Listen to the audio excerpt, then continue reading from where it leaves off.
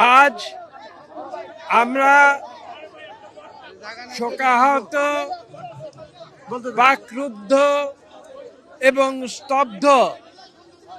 আজকে সারা বাংলাদেশ স্তব্ধ, শোকাহত, বাকরুদ্ধ।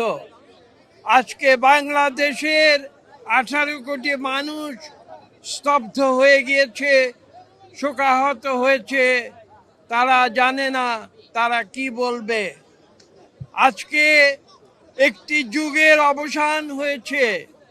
দেশনেত্রী বেগম খালেদা জিয়া, যিনি গণতন্ত্রের অতন্ত্র প্রহরী হিসেবে তার জীবনের একটি অংশ তিনি বাংলাদেশের মানুষের জন্য বিলিয়ে দিয়েছিলেন। আপনারা জানেন 1982 সালে শহীদ প্রেসিডেন্ট জিয়া রহমানের তিরোধানের পরে রাজপথে নেমে এসেছিলেন দেশনেত্রী বেগম খালেদা জিয়া, গণতন্ত্রের সৈনিক।